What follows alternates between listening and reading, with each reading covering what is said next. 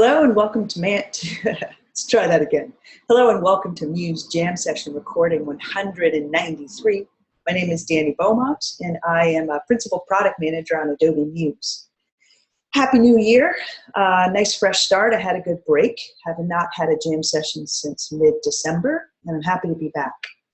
You know, we on the Muse team try to keep an eye on how things are going for the community, and part of what I try to do is explain concepts that perhaps are not as intuitive in the Muse application to try to understand if we've hit the feature correctly, how we can improve it, and just explain it to the community.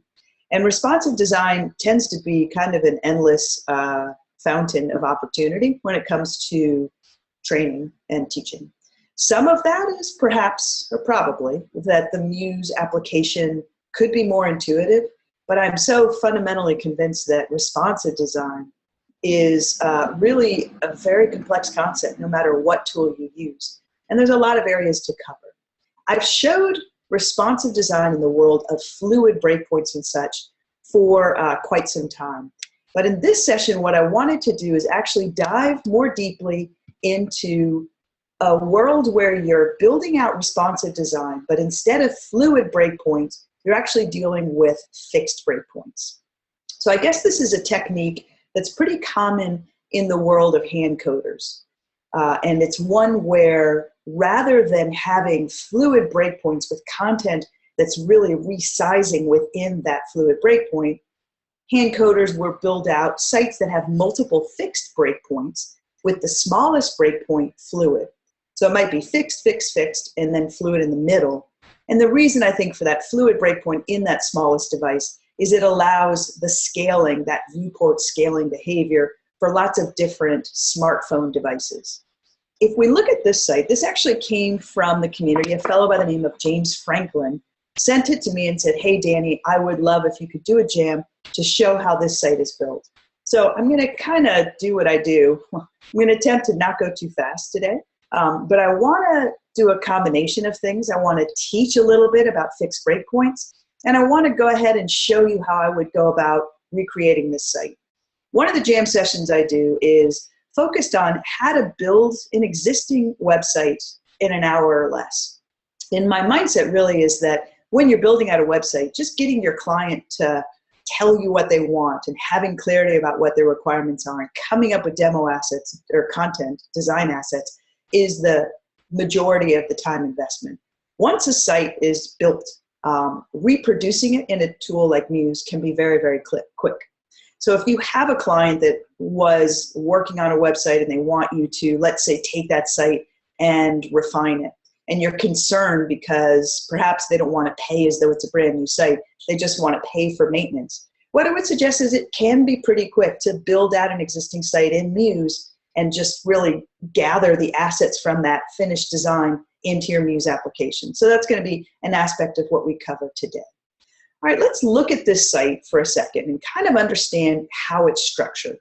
So I'm here in the Chrome browser. I'm using kind of a couple different tools lately to really understand how responsive behaviors work. And I have kind of a range of extensions that I tend to play with here.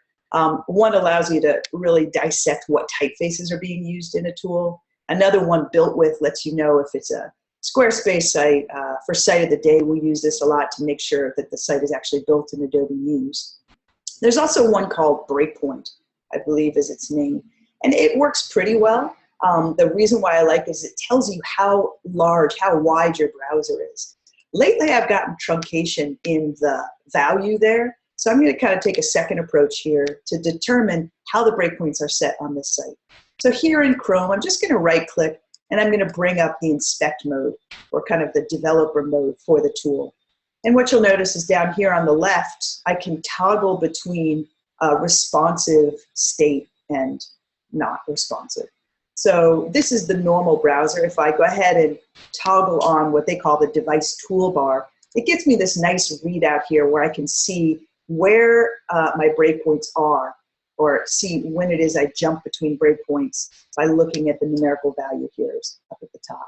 So let's go ahead and stretch this site out to a larger site. So I'm at about 1400 width almost. And what you'll notice is a couple things are happening. The content of the site is centered. So as I make the width of the browser less, that content will remain centered. You may notice it doesn't really matter much, but there's a background tile here that as I press and drag, it's actually aligning from the left. Again, not terribly relevant because it's a gradient in the background that's just becoming smaller. So it's going to always go from this reddish pink to purple. I've got navigation up at the top. I've got the brand here, Start Bootstrap. I've got some text. I've got a rollover button. So maybe I can't roll over here in developer mode, but that is kind of a state-like button that changes colors. As I come along, though, what you'll notice is everything is pretty much fixed. So nothing is scaling. There is a behavior. So notice I'm coming out here. I just want you to watch a couple things. Check on the left here, this distance, and then the word contact, that distance, is going to reduce, and the content in the middle is almost as though this wasn't a responsive website. It's just going to stay in the middle. So if I press and drag along here, really nothing responsive has happened so far. The minute I hit the first breakpoint, so notice I'm at 220 right here. I'm going to go ahead and drag down to about 200, 1200, a little too far. So I want to point one thing out because this is what hurts my brain about fixed breakpoints. Notice I'm at 1200 and my content is not totally out of space. I've got a nice margin here, but the minute I go down by 1 pixel, if I jump smaller than 1200, I'll do 1198, that's pretty close. The layout really jumps. So it didn't scale down. It actually jumped to a new breakpoint. And that 1198 there, I think I can even use a keyboard here to get it right on there. So notice the 1200, 1198, I come to a smaller breakpoint, and the content doesn't really scale to get smaller. It really jumps, and I start to have padding on either side here. As I drag down again to the next breakpoint, which is at about 1,000 pixels, so notice that that margin on the left and right, nothing is scaling. The word contact is being aligned to the right here. Everything on this side here is aligning to the left, but nothing's scaling. It's pretty much staying put till I get to that next breakpoint. So if I get just shy of the 1,000 pixel breakpoint, see, I jump, and here at, so it's I think at 998 is where that breakpoint is. My content once again jumps in, and I get this large margin here on the left and right. So I'm at that 980 breakpoint. I kind of checked this out this morning, so I know the next one's at 768, kind of a classic tablet size. Notice a few things, the layout here at the top, the navigation, when I jump to 768, just there. So 1 pixel shy, boom. I get different navigation, so I'm now on a tablet class of devices, it's assumed, and my navigation is in a hamburger menu, and all of the page content is now centered on the page. But as of this breakpoint, 764, notice something different starts to happen, and you'll see it specifically with the text. As I press and drag the edge here, and I get close to running out of space, as a designer, they could have gone in and said, oh, time to put another breakpoint with fixed width and move my text in, but they make a different decision at that point. Notice that as I get towards the edge, the text content is flowing. So it's a fluid breakpoint that's allowing this text container to stack upon itself.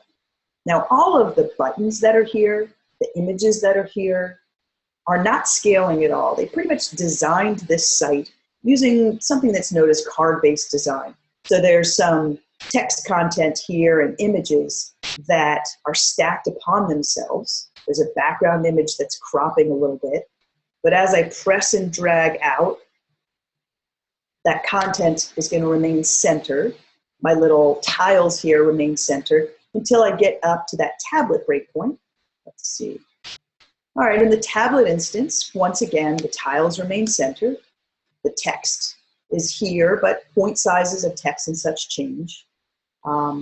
And everything moves back to its original layout.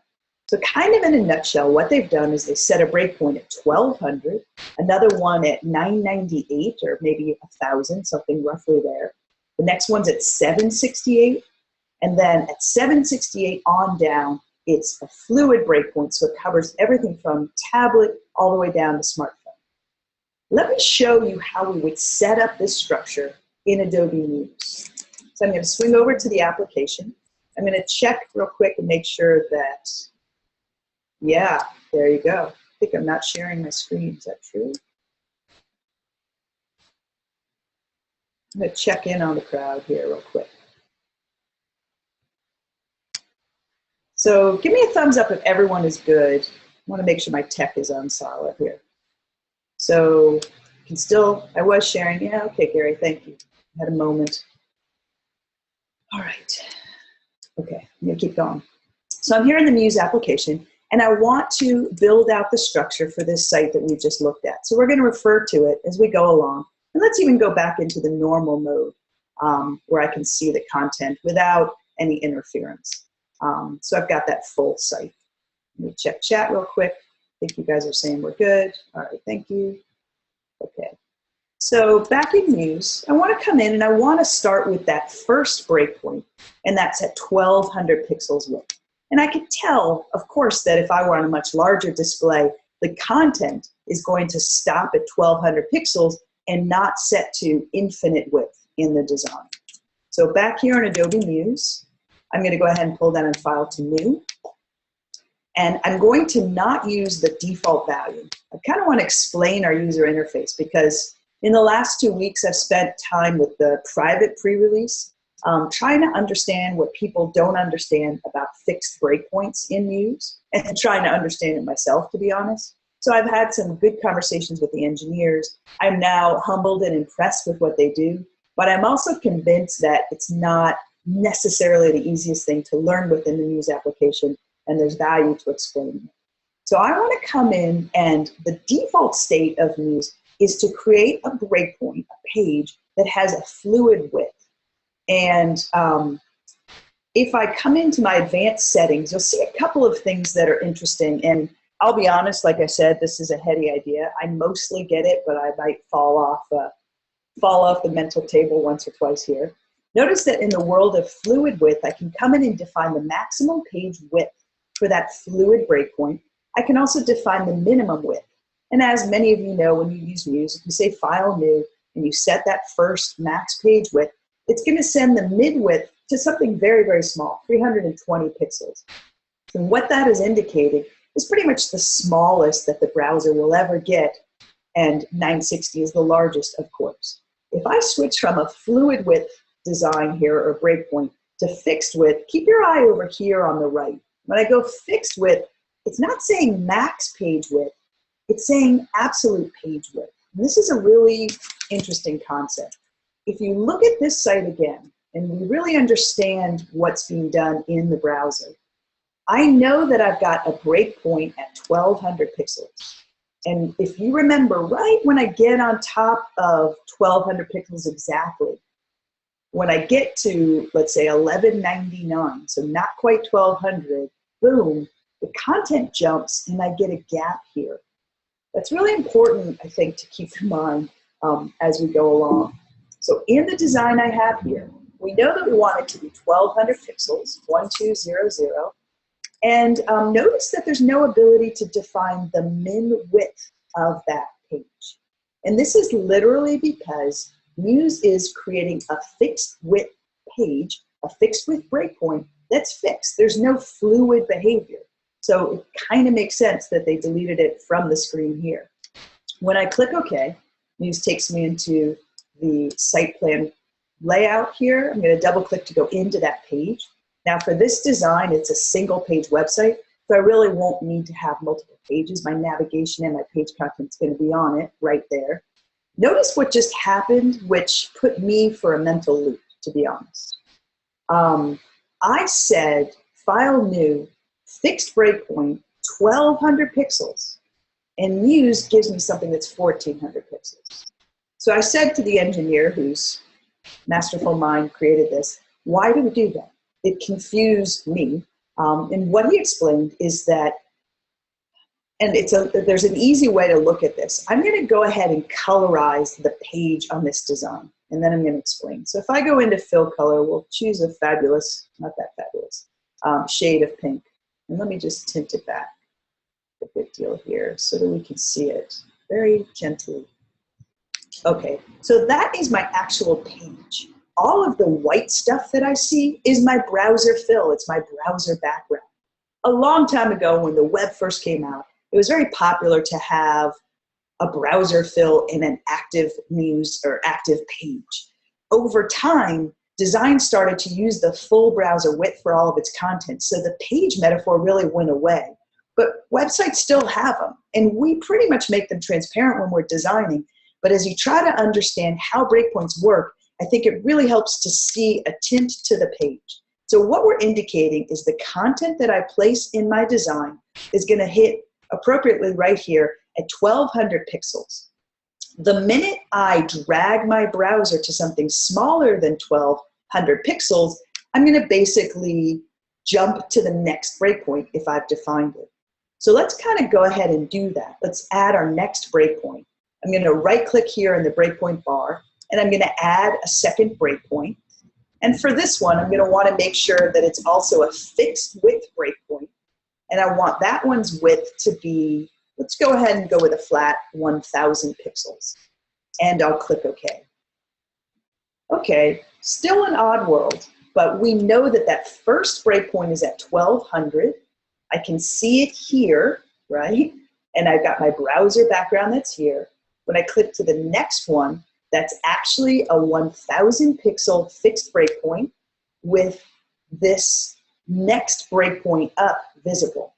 So this is where, in your own mind's eye, the minute you in the browser get to about this point, when you drag down to 1200, you're going to see a big jump, and all my page content is going to need to sit right here within this breakpoint so that I can drag the edge of my browser and not chop off my page content. So we're going to keep this kind of pink tint around for a while. I think it does help. I'm going to go ahead and add that next breakpoint.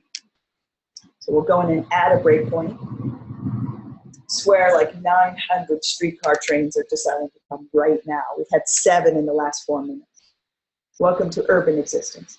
So a fixed breakpoint width, and we're going to set that smaller one at 768. Except, what did we say? We want the smallest one to be fluid because we want that fluidity for all of the smartphones that it's going to bump into. So I'll set that one fluid width, and I'm going to set it for 768. And because I'm now on a site, I'm now on a breakpoint that can be fluid, when I click OK, notice that I've got my 768. Did I do that right? See, even I get twisted. So I've got a fixed breakpoint, we know, that's at 1200 with some margin. We've got another one at 1000 with some margin. Just look at what I did there. I'm going to undo it. Let's try that one more time. So I'm going to come in and add a breakpoint. I want it to be fluid width 768. I'm going to click OK.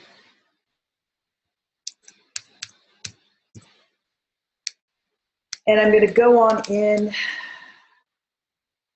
let's see. Okay, we're going to let this be, but I'm a little even confused myself. So let's go on and start to add some content and build out the site, and then we'll play a little bit more with the min width on this page here. That's what's bugging me, but let me see, I'm going to come on in here. We're on fluid width. I'm going to look at my breakpoint properties. I'm going to add one more in here. I'm going to add a breakpoint. I'm going to undo. This is why it's a live jam session. So I've got 1200. I've got 1000. I'm going to add one more, 768. Just start this way. All right, now I'm happy. I'm going to come on into that smaller breakpoint, and I want to set a min width on that one of 320. Okay, that's kind of what I expected. So we've got a fluid breakpoint here. I can see it by the icon. When I jump to the next one, I've got a fixed breakpoint in essence from here on out. I've got another one at 1,000 and another one at 1,400. Actually at 1,200 with the browser area. Thus the confusion. When Danny's totally confused and has spent time with it, it's a little confusing. All right, but let's keep going because I want to start to show how this manifests with the content. I'm going to glance at chat.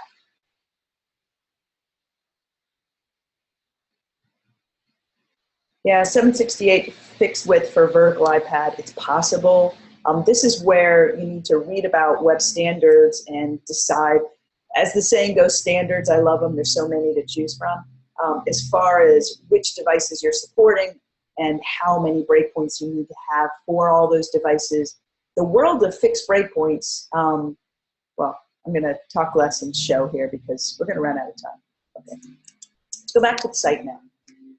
And let's start to build out elements. So as I mentioned, this is not my site. It's an open source site, but I have no connection to these folks. But there's some interesting things that do happen.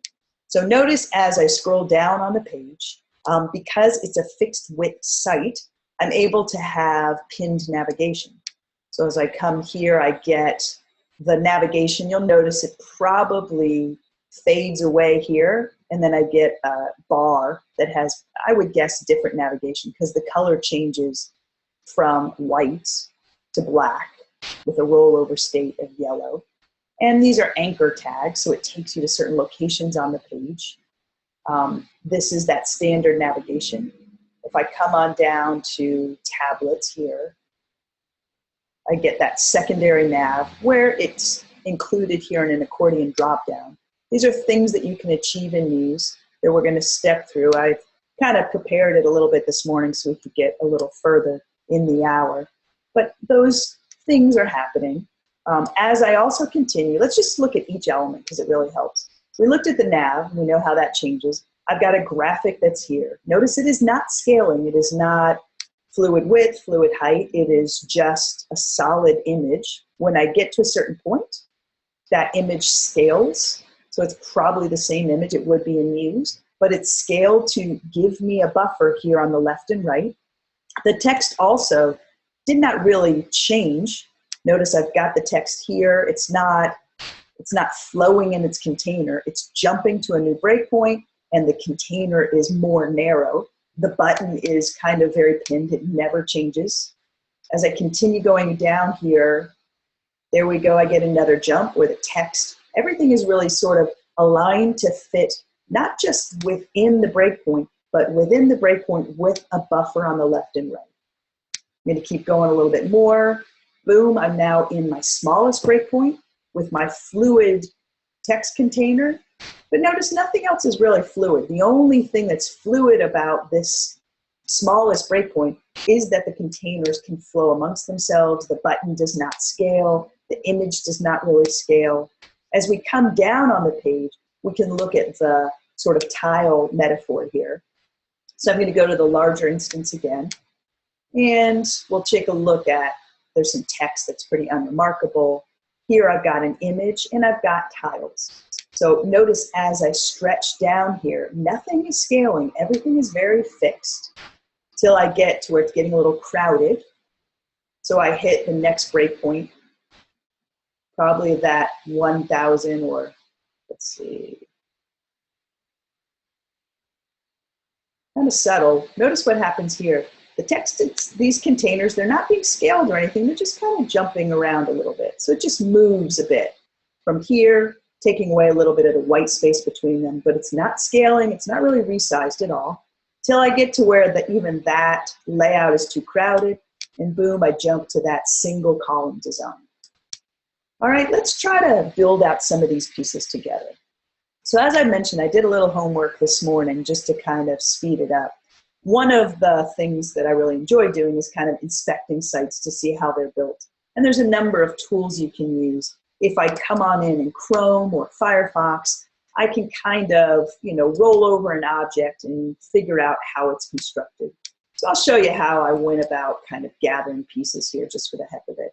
We'll start with this text. I know I want to include the text, so I'll come and copy it on the clipboard. If I come in and inspect this element with it selected using the developer tools here in Chrome, I can roll on up and I can see what typeface is being used. This is a Google web font that I've actually downloaded. I'm self-hosting it. And I can see that the font size is set to 50 pixels. So just in the spirit of lazy, I can come in, maybe, let's close this out, grab that text, copy it to the clipboard, and come on over into Muse. Now, best practices with design should be that I probably get all of my content on the page at my largest breakpoint, and then I come in and add the smaller breakpoints. Let's talk about that for a minute.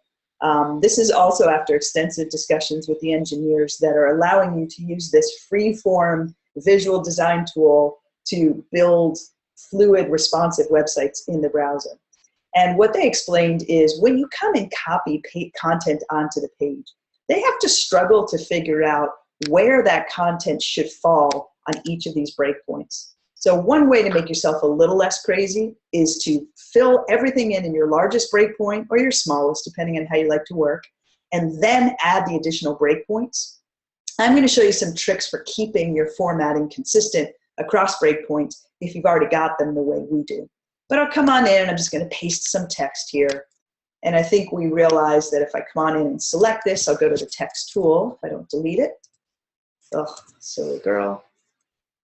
I already got the text tool. I'll come in and select that font. It's called Catamaran. And we think about 50 points is a good idea. Of course not stacked quite like that. So I've got a bit of text that's here. I went in and did this already, so we're going to play with some of those elements that I added to my library. Starting at the top, though, we have this nice header content that I'll go ahead and create. And I'll show you again some of the ways I cheat. So I'm going to come in and I want to just grab some colors here. So I'm going to press and drag so I can get this gradient. And I'm just using a screen capture program, copying it to the clipboard. I'm going to come into Muse and paste that down just as a point of reference. It's just a lazy way to try to build a website in an hour or less and not have you guys be disappointed.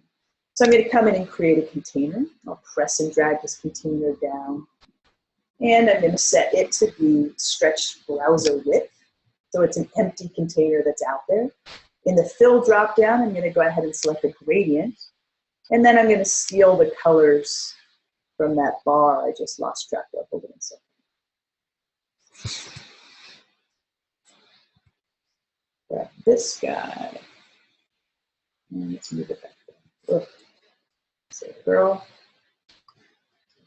Zoom out a little bit. So I'm going to select the container. I'm going to go with a gradient. I'm going to select the fill color. Using the eyedropper tool, we'll start with that pinkish red color. And I want the gradient to go to the purple.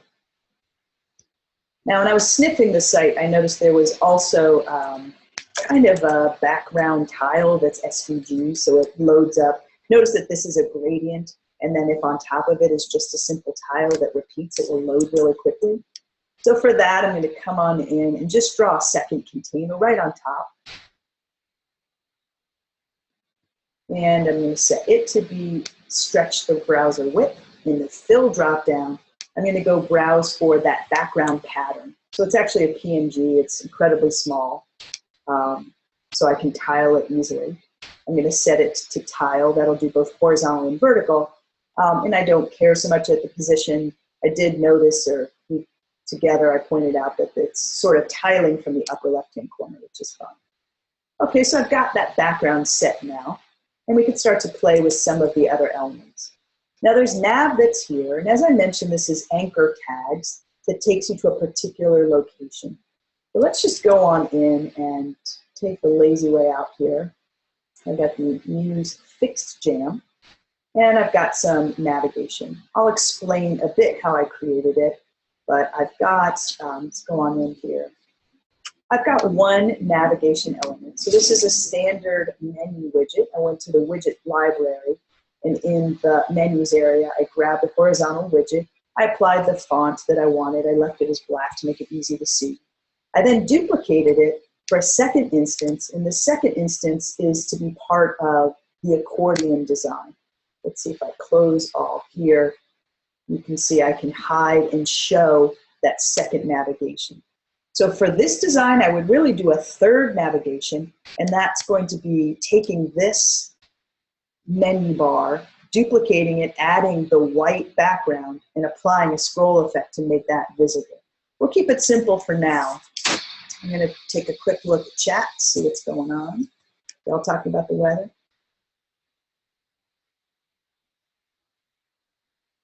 So Gary's asking if the 320 breakpoint is actually fixed for viewport scaling. Now I'm reading what Susanna's saying. The image is set to none. Why are you just using responsive text setting on the left side? Here, this text setting, this shouldn't affect individual breakpoints. So all this toggle does is says that no matter how large or small I make this menu item, I want it to be exactly the same point size, same text attributes for every single breakpoint. It's forcing it. The other one says I'm allowed to change the point size from breakpoint to breakpoint. So that's all that that does. That controls or constrains text attributes across breakpoints. I'm going to keep going, but I did want to answer Gary's question. You know, I've had really mixed comments lately around whether or not viewport scaling is still being used to scale at that smallest breakpoint. From what I understand, there is no mobile device that people design for that's smaller than 320. It's usually about 380. When you're working in Chrome, Chrome won't even show you that narrow of a width.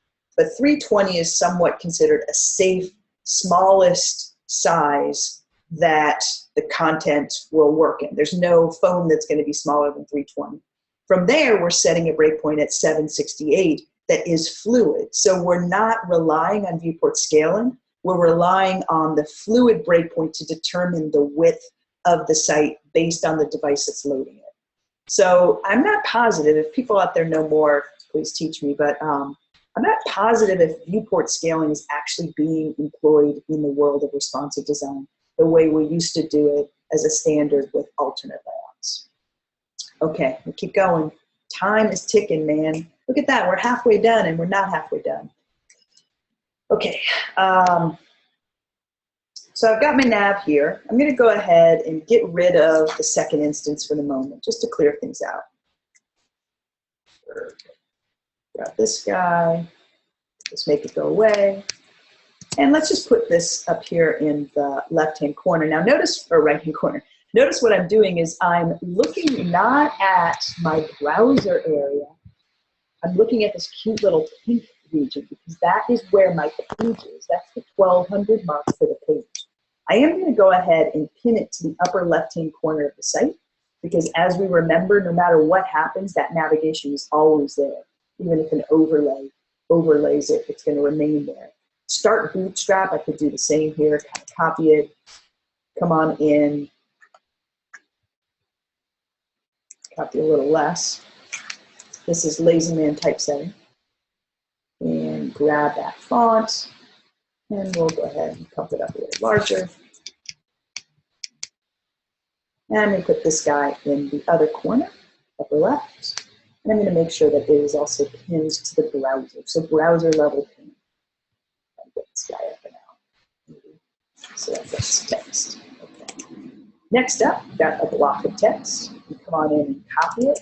I mentioned that I cheated a little bit, so bear with me. I'm going to go to the Creative Cloud library, and I've got some blobs of text. So let's just drag these in here and see what's going on. All right, I don't need Bootstrap anymore. I've already done that. We've got New Age as an app landing page.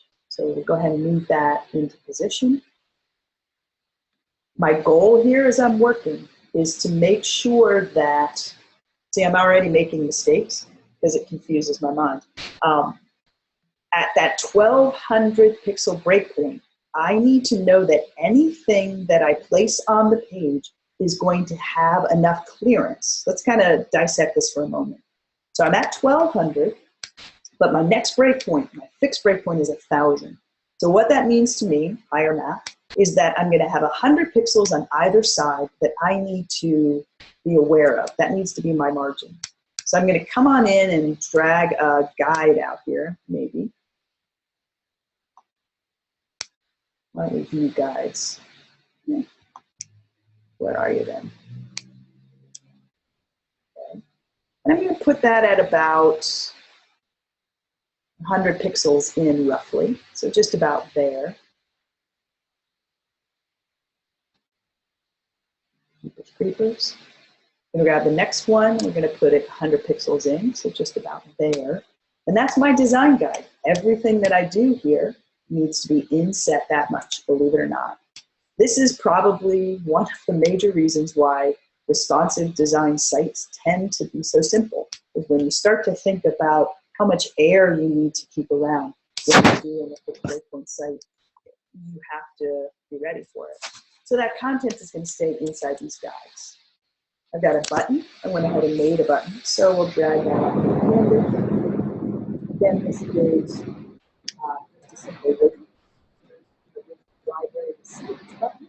What that does is unify both the stroke and the background button. And not as important on this one, change color, but sometimes that would go from white to black, for example, as I rolled over. So for safekeeping, I made that a states button, and I can go ahead and put that in line here. Let's see. And we'll make the text white as well. And as I go along, we're going to check this pretty constantly. Let's do this too. But one of the meticulous, painful parts of Muse, if you ask me, you have to really consciously look at every single element and how it's pinned and how its fluid pattern or fluid behavior is set. So I've got text here in the corner. It's locked, which is what I want it to be, and pinned. I've got nav that's locked and pinned. I've got text. Everything on this breakpoint should be locked. Pinning may or may not be necessary. I'm going to unpin it. My engineer friends say, when in doubt, don't pin, and then pin when you got it. Same thing here, nothing pinned, nothing scaling in size. Okay, moving on down, we got to discover what the buzz is all about. Pretty simple. I've got just text here. And to kind of make my life easy, I'm going to go ahead and place it here.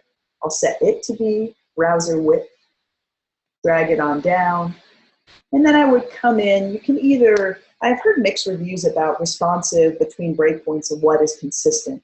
To some extent, text attributes that you define can be unique between breakpoints. So I could use the spacing panel here. I'm going to go with the text panel, and I'm just going to give myself some room. So I'll dial this guy down a bit. I'm going to trick this guy into staying. Let's see. This might be a good reason why I don't want to use the paragraph styles. I'm going to undo it. Let's go ahead and use spacing. Okay. Let's go back. Responsive width. Try a little bit of spacing. Browser width, in fact. And let's pad it out a little bit and add some space to the top. Keepers. Some days it just goes that way, you know. Try this. I'm going to put 300 on top, 300 on the bottom.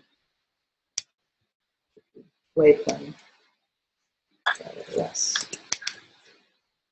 Okay, so we've got generally this blob going on here. Everybody's centered. And I can tell in my guides that I'm already in trouble a little bit. So as with this content here, I'm going to want it to break. When you're designing, what you can't do, because this text is going to be shared across all breakpoints, I can't just hit the return key and force this to break.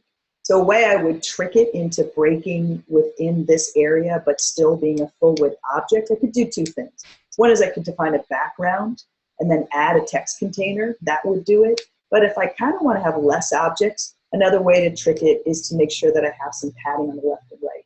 Let's try just 50 pixels left and right. It's getting better. I want it to break a little more, so we'll try 100 and 100. That's still pretty resilient. 200. So all the buzz is about. It would help if it's the same size as well. This is where I can get stuck in the weeds, you guys. I'm not going to make this exact. That's a 70 pixel text object. Come on in here, it's set to 80, so let's get it down to 70. And pad it out just a little bit more. Not that much. Some days just are that way, man. Don't ask me when you do this. Let's try. Okay, roughly good enough.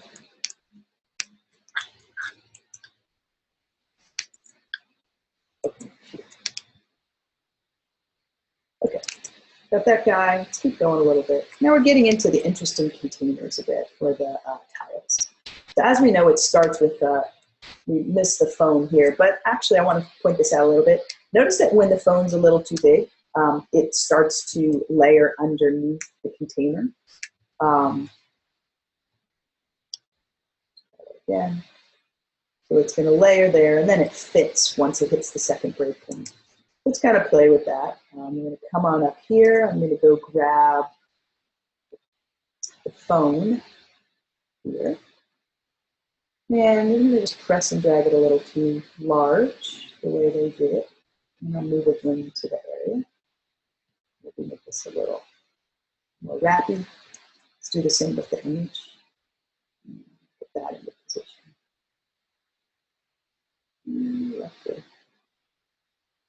Okay, I'll group these two guys together.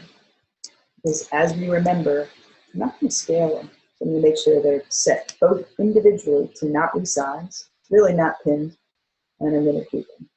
Muse is not consistent about doing the right thing when you group objects, so I encourage you to check all the attributes before you group an object, and then if you are having trouble, look at each individual attribute. It doesn't always inherit pinning and sizing attributes. I'm going to now layer that behind here, behind that text, so I get that behavior, and we're all inset appropriately. Okay, let's get down to some of the meat. We've got unlimited features, unlimited fun. Got that text available. It's just a white background, so we can change all of this to white. And we could get rid of our pink page, but I kind of like it around the continuous screen. Notice that I'm at my largest breakpoint, 1200, and it's 2 across, 2 down. 2 across, 2 down for the next breakpoint, and then it's going to be 1 down. So we'll start with the 2 across, 2 down. Let's see.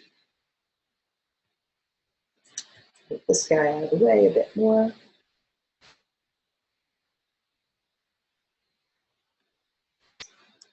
Let's go to the library. I've got some very simple tiles.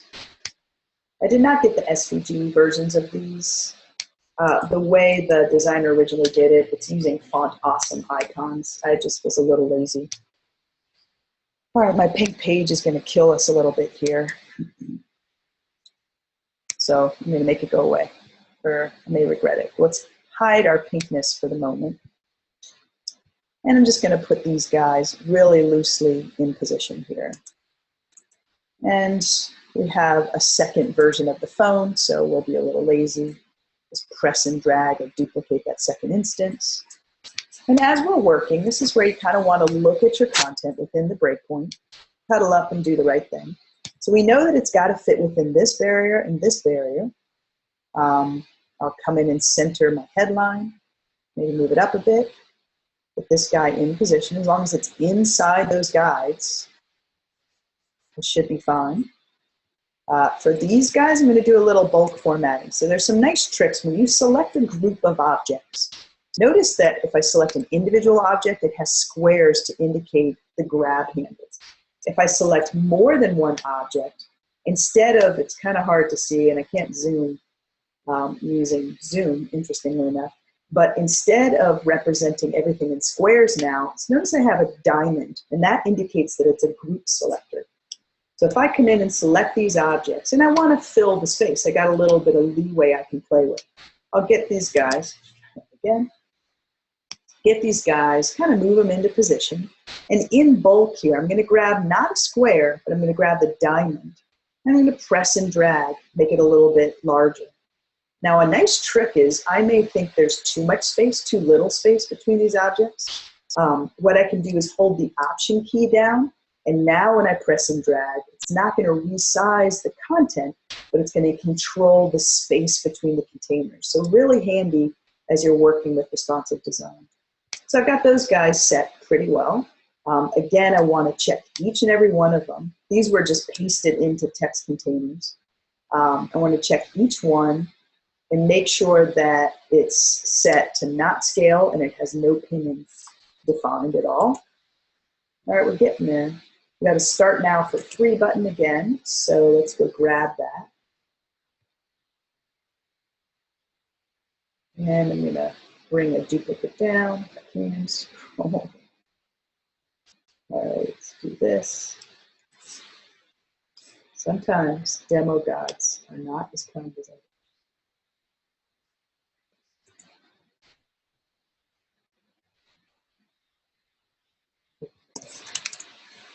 This one, let's see, we got that. All right, one more image. I'm going to be really, I think I can do this quickly. Let's see, I'm going to grab this image and just borrow a dupe here, drag it down. So it's a copy. Instead of filling with that tile background, I'm going to go grab the image. I think I grabbed that. And I'll go ahead and have this scale to fill the container so that it stays in a good place. That's got white text as well, so we'll change that. And we'll come grab that button.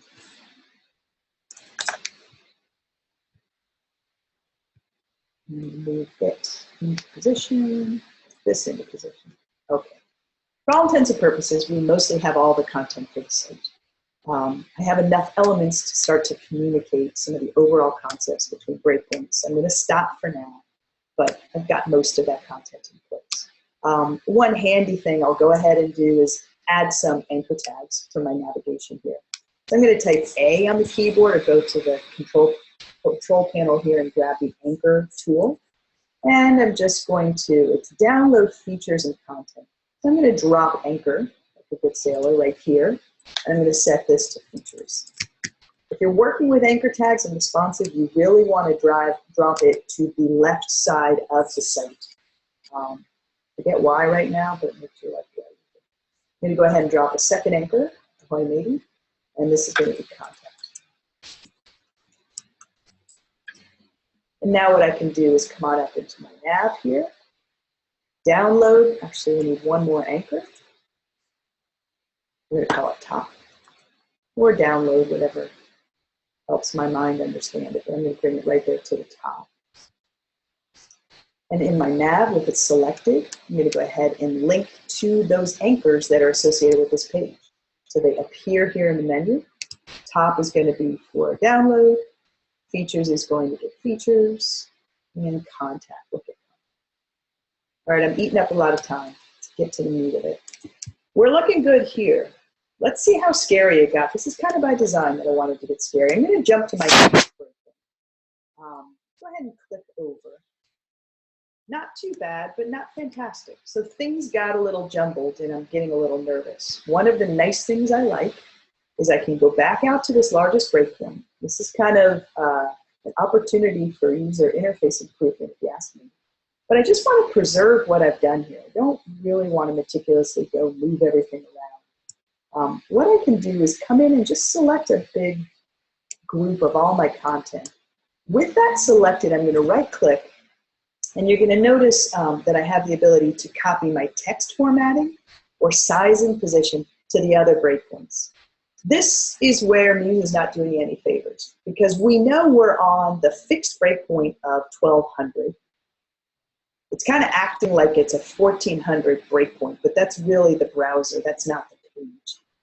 What is a favor is it's not showing me that value here. So I don't know what to tell you folks, but I'm on the 1400 browser thing, which is my 1200 page. See how it says 1200 here? That's letting me know where the content would be for this guy here.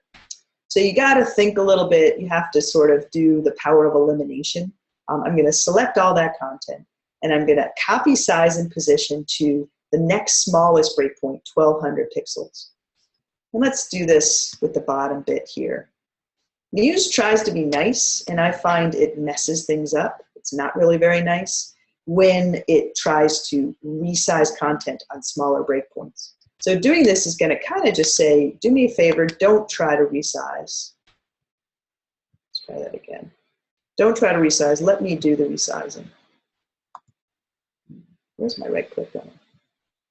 Select these guys.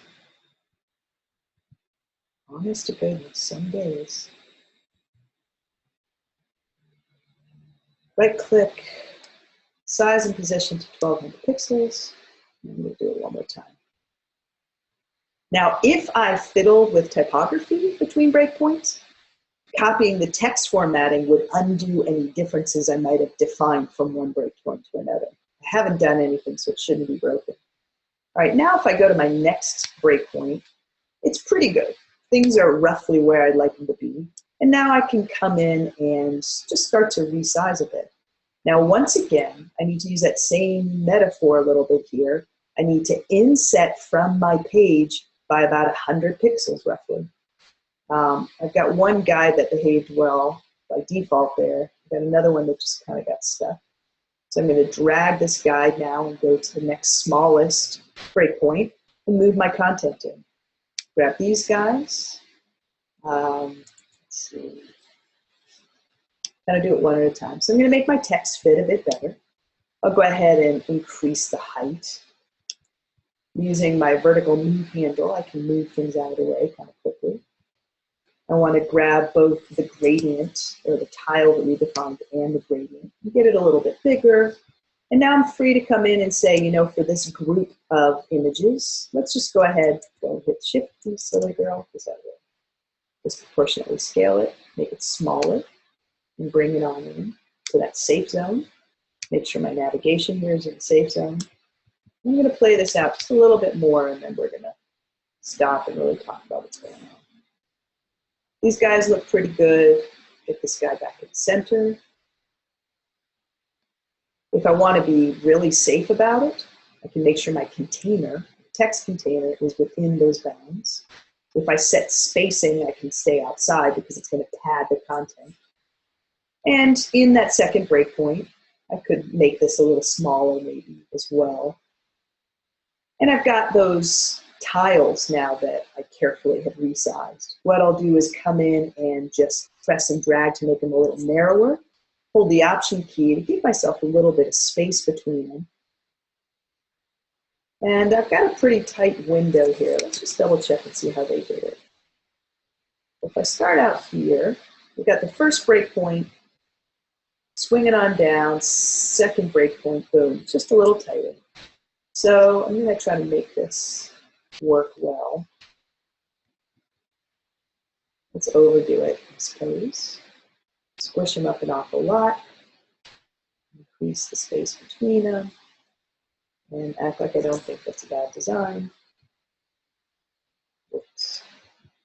With all these guys, and move them into place. Down below, we're in pretty good shape. It just behaved pretty well. Grab my button parts here. And get those in position. All right, let's just take a look now at what we've done so far. I'm going to pull that on File to preview the page in the browser. I start at my largest breakpoint, right? So we're going to come all the way out. Notice one thing that's happening, download features contact, it's still moving over a little further than I'd like it to.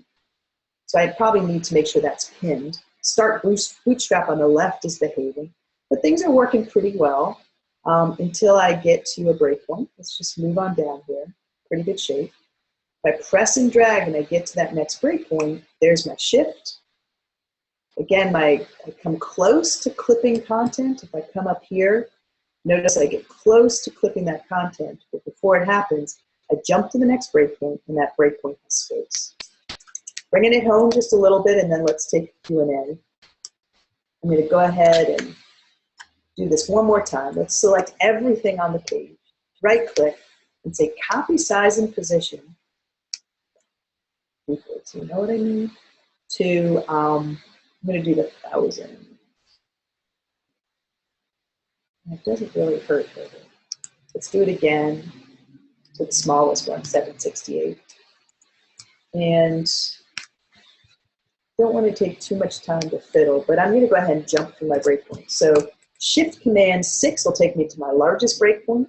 Shift Command or Control if you're on a PC. 5 will bring you down 1. See that my button crept up here a little bit. Put that where it belongs. Shift Command 5, I'm going to jump to the next one in. Put that button in position. This is where the world's getting pretty crowded. I'm not going to bother with the guide so much, but I'll move this content in. This is where I probably would add my mobile menu and hide the other one. Like I said, this is why these designs tend to be very simple, because there's only so much space you can deal with. I'll leave that like I meant it. This, I would come in and reduce some spacing. This is where we figure out if it's a global attribute or not. If I do top of 100, bottom 100, and left and right, we'll go with 200 and 200. I'm going to go back up a breakpoint and see. Yeah, if I wanted this to be unique, I would have to fiddle with the paragraph styles for sure, because it's a global attribute. Let's get these guys fitting inside the container. One more, and then we're going to do a fluid breakpoint. About there, move this guy up. And we're a pretty crowded house, so it's time to take the other approach. We'll take this guy, put it down here in the clearing. And not that much clearing. Come on. Demo gods, I'm telling you. Let's move these guys over to the side. You know, for speed's sake, I'm just going to stack them like this. And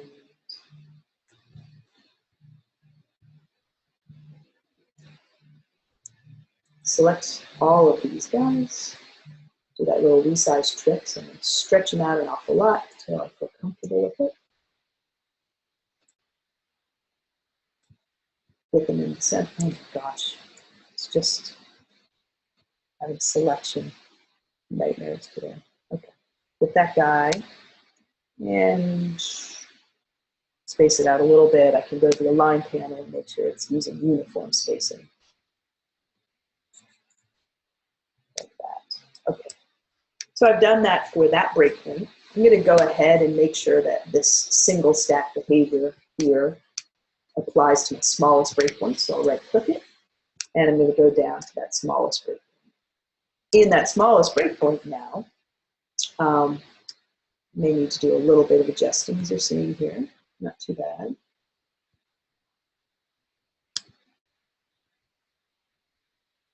Get this guy here. And for simplicity's sake, I can come on in and select everybody here and just align to the center. I'm going to also, because it's my smallest breakpoint, come to my text containers. I'll make sure, you know, I have to mess around with that padding and do it as paragraph styles, but I'll make sure that this is now fluid breakpoint. So let's say for this text here, I think it's also stacked. Let's try to do this. I feel like I'm not explaining enough because I'm so busy working here, but I promise you to stop and do a review. Get this guy here, move this one down, grab my gradient, my tile. Let's let this guy be centered, like this, roughly. And I'm going to set this, really the only fluid element, I'm going to set it to be responsive width for this particular design. Okay, now let's take a look where we are in the browser. So preview site in browser. We've got our largest breakpoint. We've got a little bit of wiggle there that I don't like. I need to fiddle with this guy because I changed my alignment. But as I come along, let's go ahead and look at our tiles down here. I go from 2 by 2 to 2 by 2 in a more crowded way.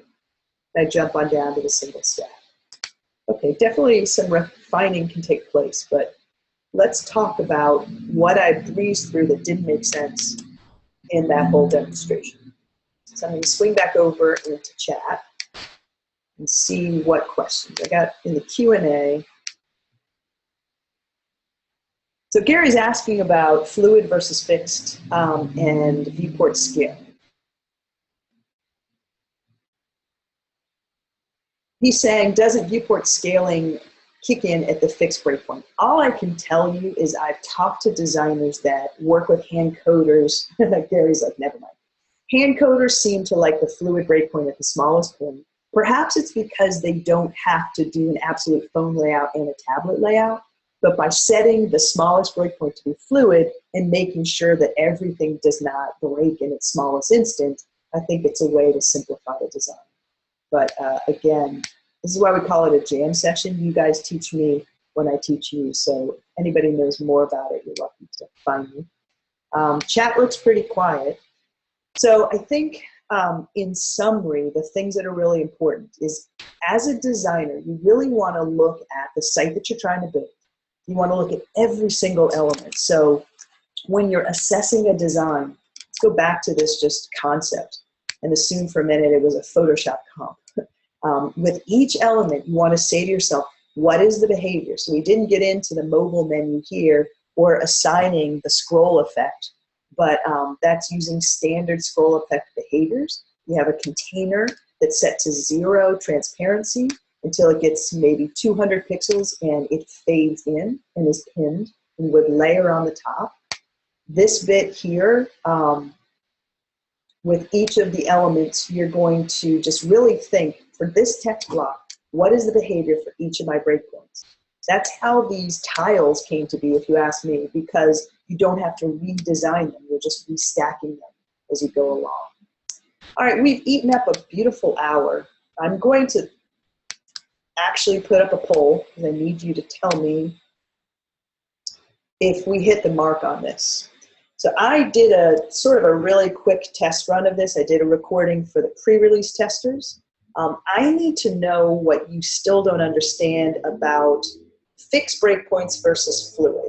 I'm convinced it's really hard. Muse is a visual design tool that allows you to do it, but it doesn't make the whole process of you as a designer deciding how everything needs to behave before you actually even open up Muse. Look at each element, make sure you understand how you're going to have that behavior for all of these variety of devices. And then as you build it out, I think Muse can help you. I'm fundamentally convinced that the way we're showing fixed breakpoints in that breakpoint bar is confusing.